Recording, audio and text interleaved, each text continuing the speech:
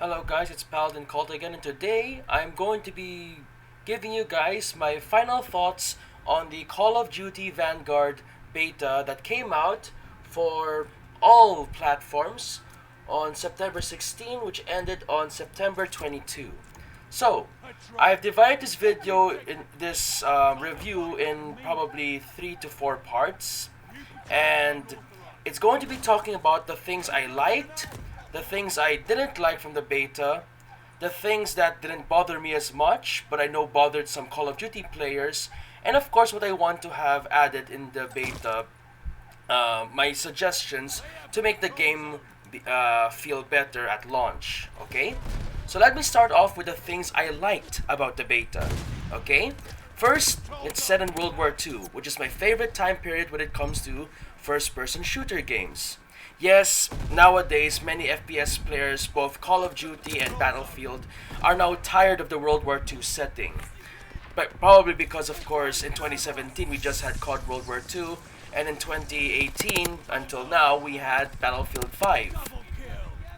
But of course, personally, it's something I will forever favor over even more modern and futuristic shooters. You see, Call of Duty players were want to continue the story of Modern Warfare. Battlefield players right now are very excited for this year's Battlefield 2042.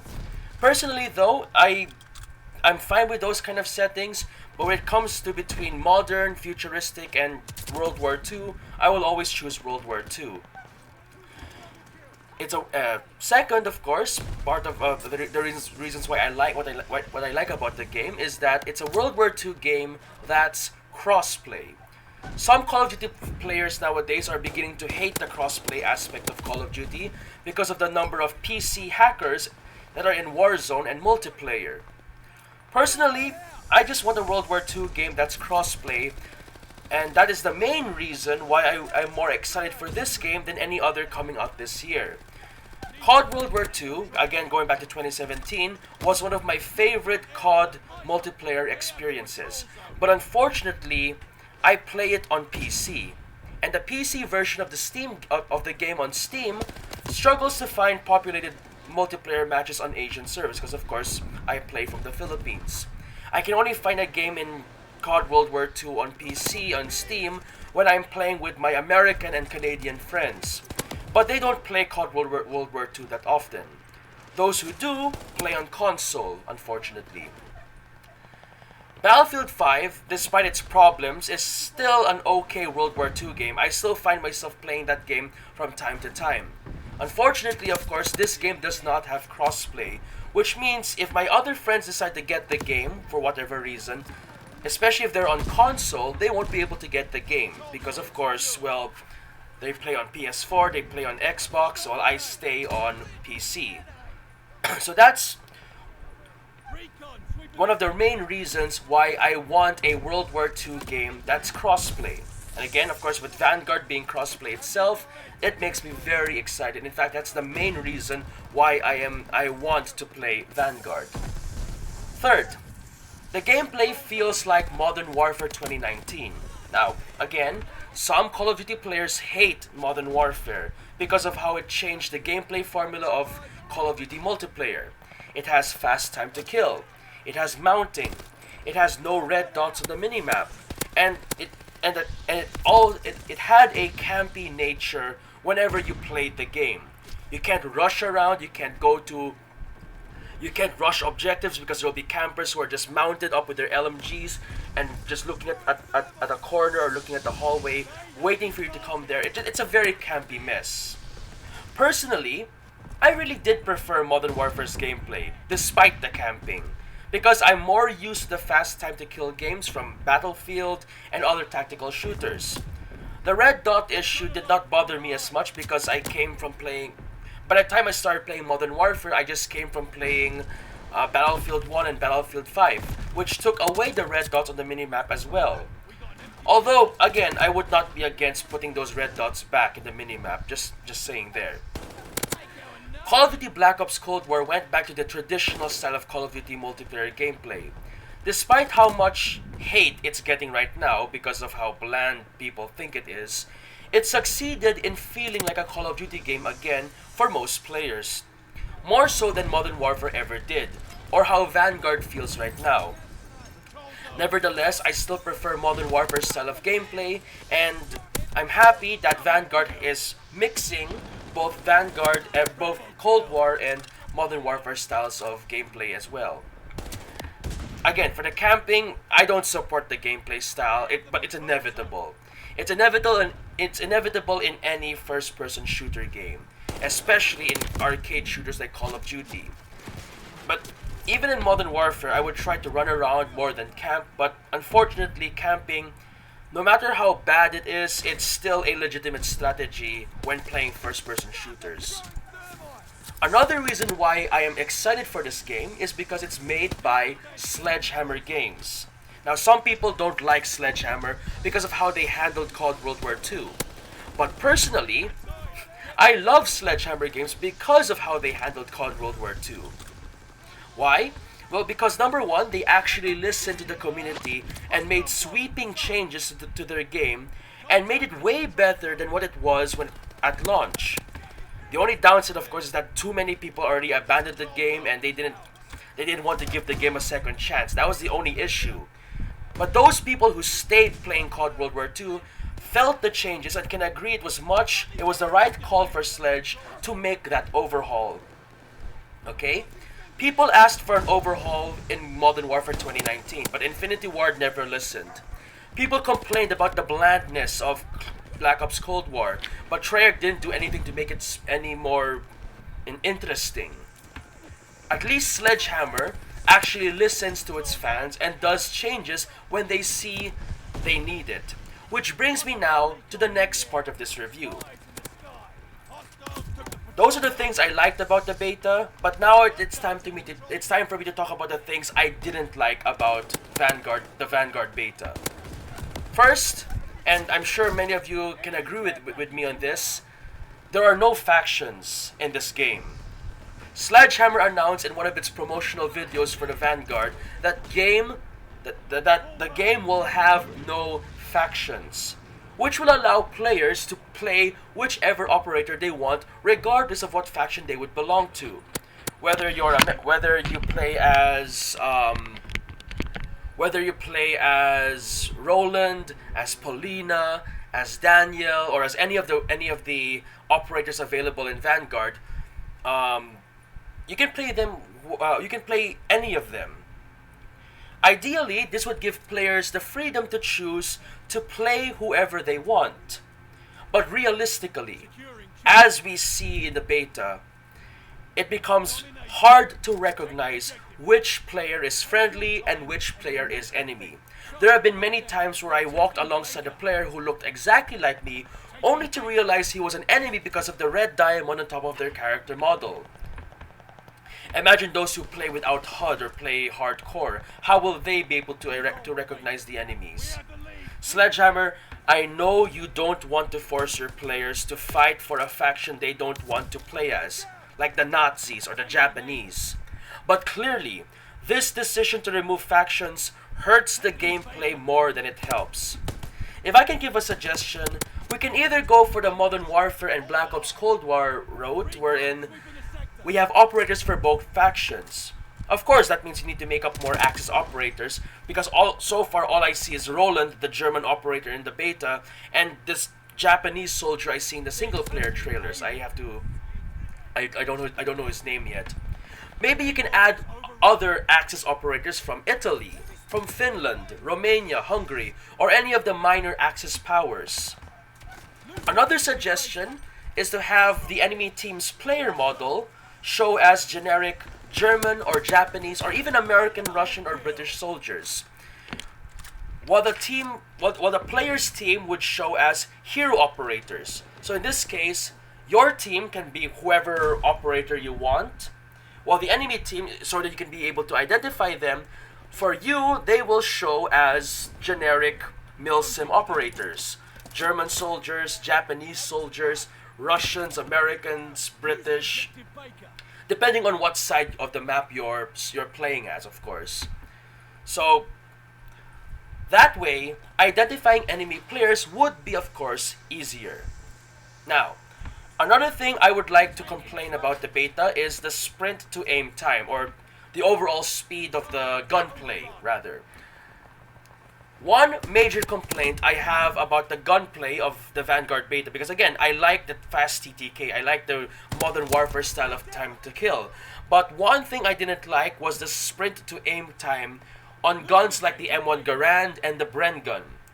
When I come from a tactical sprint or even a regular sprint to move to aim my gun, it's so slow that before I can pull the trigger, I get clapped by a Tommy gun or an STG-44.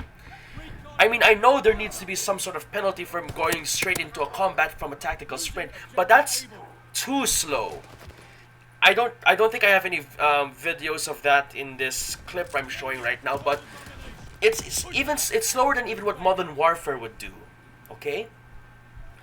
I'm sure it's just a bug. I'm sure it's not it's not supposed to be that slow, because it doesn't look natural coming from a sprint and suddenly slowly putting your gun to your face. So I believe Sledgehammer will fix that issue before launch. Other problems, of course, I had are a few pet peeves when it comes to certain gun models.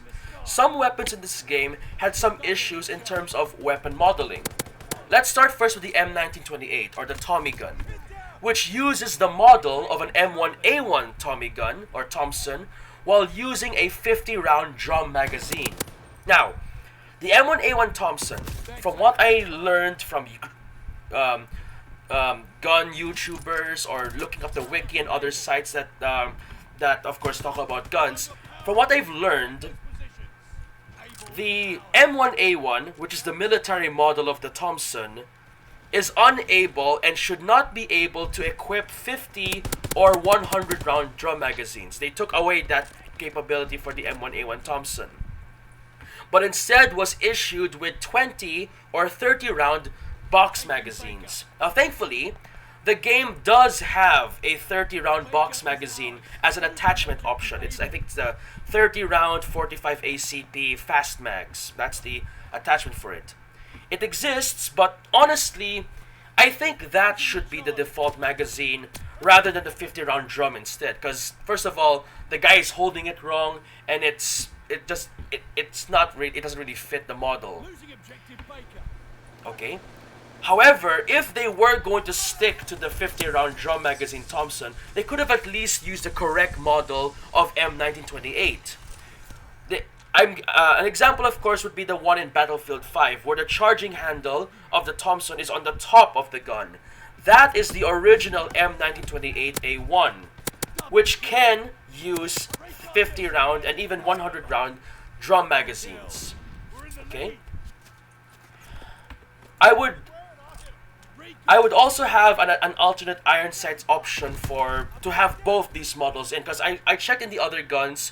Yeah, you have the ability to put like medium iron sights or heavy iron sights, and it basically changes the model of iron sights that you have in those guns. I saw that in this Sten gun. I saw that on the MG42 and some LMGs. If they can have it, I'm sure that Thompson can have that too. And to make it easier, maybe just have the default one as the M1928 and the heavy iron sights as the M1A1 variant. That's just my opinion how to fix that M1928 Thompson modeling, but that's just me. Another more serious gun model issue is the MG42, which does not have its real-life muzzle brake, nor does it have an attachment or barrel option that equips that said muzzle brake. Like, seriously, why? It just makes the MG42 look awkwardly stubby. Another one, although not as much of a problem as the MG42, is the NZ41 automatic rifle, or in real life called the Charlton automatic rifle. The model in game uses a 10-round Lee Enfield magazine, but the game shows that you are using 30 rounds by default. Now, there is an attachment option for the Arisaka rounds that uses the Charlton's real magazine's model Honestly, I think that should have been the default model, and that Lee Enfield magazine that you see on the gun right now, those should just be fast mag options. But that's just me on the Charlton. Speaking of automatic rifles or machine guns, we have the Bren gun. Now, again, just like I said about the MG42 and the Sten gun, there is a heavy iron sight version that seems to have the right position of the iron sights, but the default iron sights are on the wrong side of the gun. It should be in it should not be in the front of the magazine, but it should be at the back of the magazine. When you aim down sights with the default iron sights, it's so small you can't even see the target. If those iron sights were behind the magazine, where the rear sight is much bigger for you now, it would be more usable. But as it stands, it's hard to use at the moment. Another thing about the Bren gun is the ability to reload while aiming, or the lack thereof. Most guns in Vanguard can be reloaded while aiming down the sights, a feature that they added in Modern Warfare and continue to use in Black Ops Cold War. It's now in Vanguard, of course, but not all weapons have this feature. The light machine guns cannot be reloaded while aimed in for obvious reasons, because of course you have to put open the top cover of the MG42, pull out the belt and everything. You can't do that while aiming down sights. But honestly, the Bren gun should have been the exception to this, because in real life, the Bren gun's top magazine was designed to allow the gunner to reload while still having a sight picture on the target. In other words, the Bren gun should be able to reload while aiming. Of course, right now it's not possible. Not to mention that the reload time of the Bren gun is slow. I mean, I compared it between that and the BAR. The design of the top mount magazine is particularly used to give fast reloads for machine gunners. The top mount magazine was designed to speed up reloads compared to belt-fed machine guns or even bottom-fed machine guns like the BAR, for example.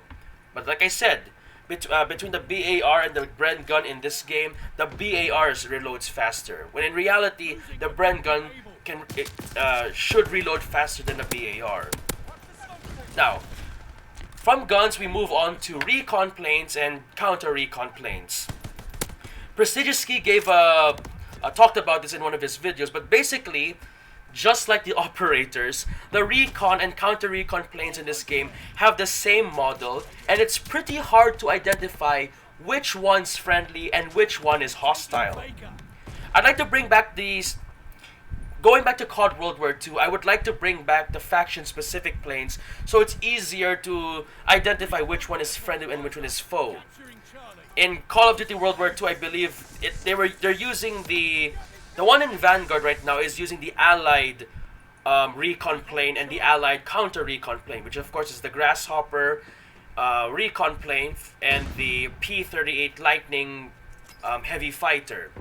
While the Axis in CoD World War II were using the HS-126 Recon plane, and I believe it was the BF-110, I could be mistaken, as the counter-Recon plane. That is actually easier to identify than the one we have right now, where both sides use the same model. I would also like to add that in CoD World War II, when people called in the counter-Recon plane would actually chase down and shoot down enemy recon planes.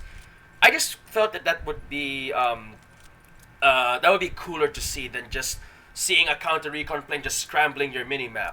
That's just one idea. Another thing, going back to kill streaks, the Mortar Barrage. What the hell is that thing? That thing that we need to deploy to call in mortar strikes, that disc-like thing, get rid of it. Either use the smoke signal grenades like we saw Reznov use in Black Ops 1's single player, or use the map that we saw in CoD World War II or in Black Ops Cold War, where you can use it to call artillery. That's a better system of mortars than whatever you throw in the Vanguard beta. Like, what is that thing? Another thing I want to, of course, talk about is the radar perk, Dead Silence as a field upgrade, the S-Mine or the Bouncing Betty, and the Goliath field upgrade. And of course, kill streaks in general. The main gameplay concerns. Even though red dots on the minimap didn't bother me as much,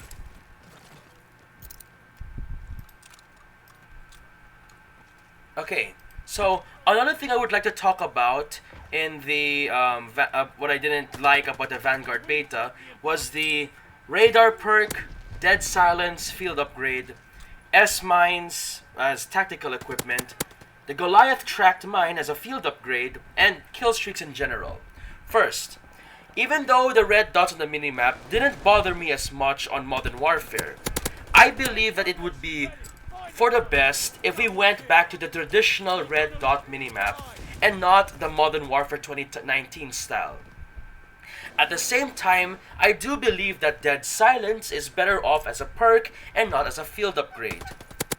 As for the S-Mine or the Bouncing Betty, I believe that having it in the tactical slot as a tactical equipment is not bad, but honestly they should probably make it like the proxy mine that they have in Cold War, where it's a field upgrade and not as a spawnable tactical equipment.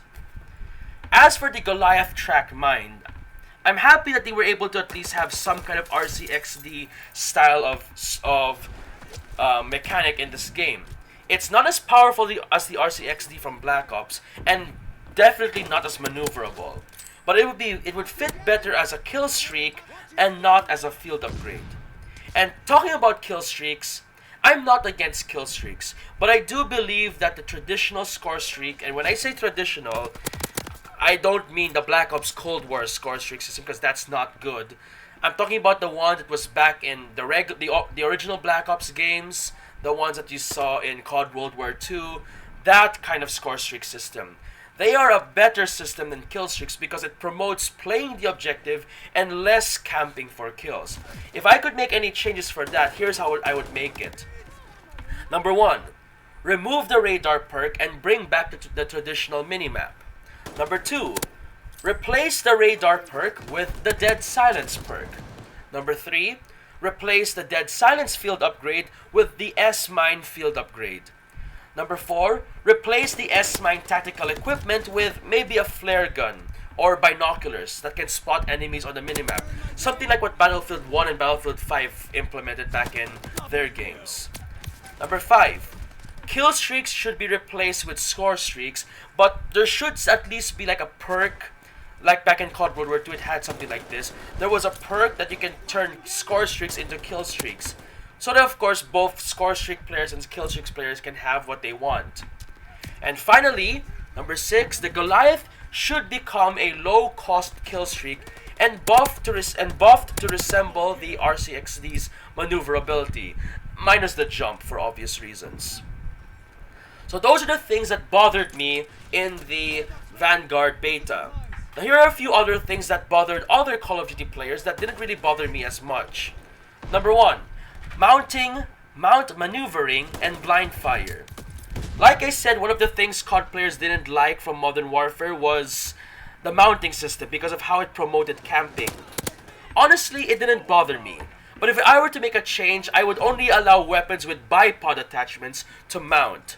No bipod, no mounting. And if you want to mount something, you have to sacrifice your underbarrel attachment. The maneuvering part. Maneuvering is a new feature for mounting, and honestly, I didn't think COD needed it. But I'm not totally against it because it's based on realism. You can technically do that in real life, so I don't see why not do it in a video game. Blind firing. At first, I was scared when they talked about this, but after trying it out and only getting like 2 to 3 kills out of the 6 days of playing the beta, it really wasn't that much of a problem. Next, suppression. They added suppression to the game. As a Battlefield player, this kind of worried me because, well, for Battlefield players, you know how suppression was really a bad thing back in Battlefield 3, Battlefield 4, and especially Battlefield 1. But after playing the beta, it didn't really bother me as much as I thought. It still would be nice if they took it out, and Prestigious C gave a better explanation of what it actually is, but basically, if enemies are firing at you, your movement is slowed, and it forces you to fight back rather than run away and hide. So, yeah, it didn't bother me as much, but I would be happy if it was not there at all. The map design.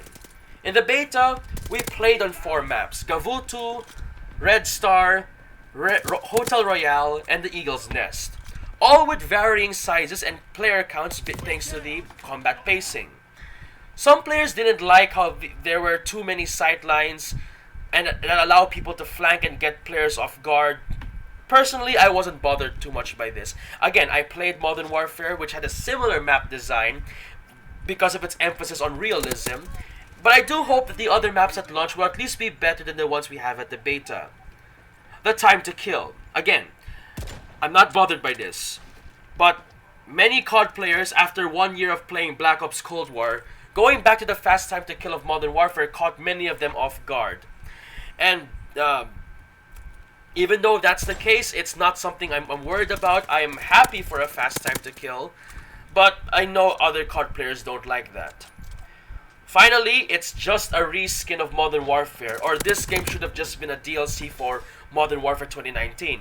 Yes, it uses the same engine and mechanics. Honestly, I don't care if it's the same. It's the style I want it to be, and I'm all for it. Okay? Now, things I would add. This is the last part. Things I would add to make the game feel better. Number 1, as explained a while ago, factions. We need them for a better friend and foe identification in game. Number 2, personally, I would want to have milsim operators. Okay? I know Sledgehammer gave us this cool new hero characters with backstories we can play in the single player, but honestly, I'd prefer to play as nameless World War II soldiers.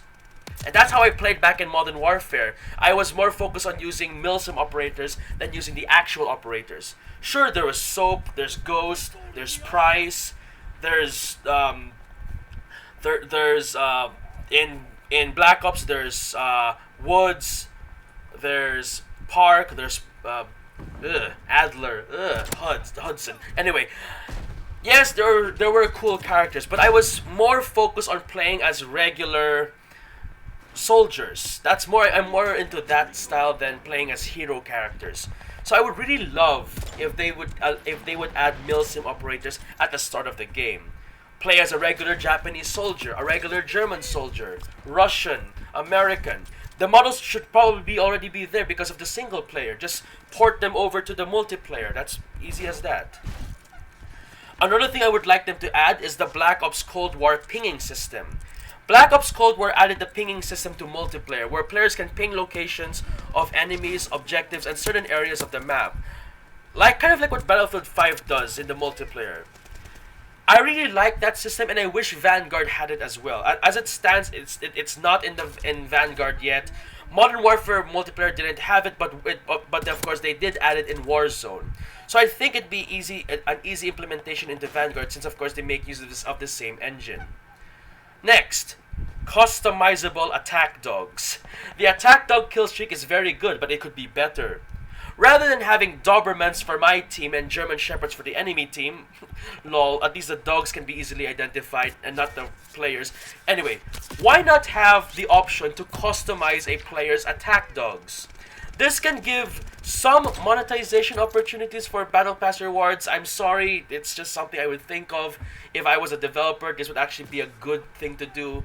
But they can add breeds like Greyhounds, Shibas, even Alaskan Wolves if you want to go crazy. I think that would be a better option for customization if you think about it.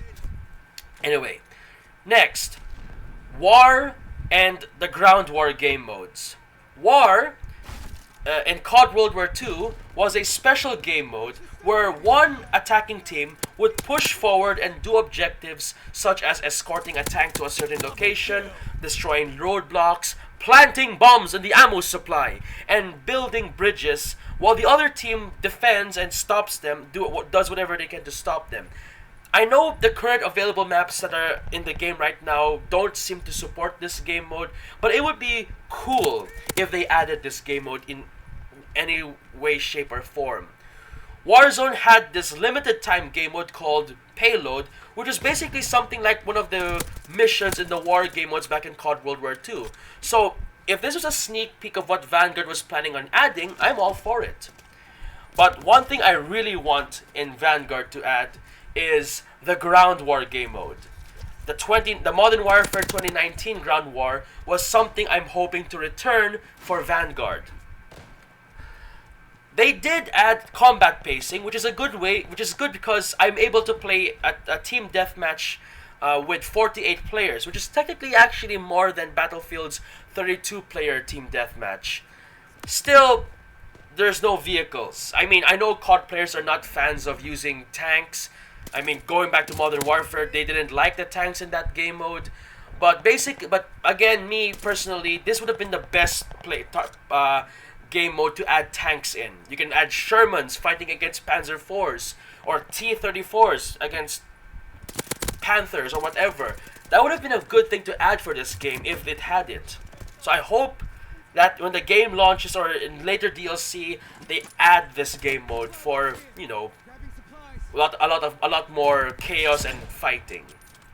Tanks, maybe even airplanes if they want. They're basically just going against Battlefield at this point, like they did back in 2019. Now, in conclusion, last part of this video, Call of Duty Vanguard has a lot of issues. I did not cite them in this video, but it has a lot of issues. But overall, unlike other people who played the Vanguard, I enjoyed playing the Vanguard beta with my friends.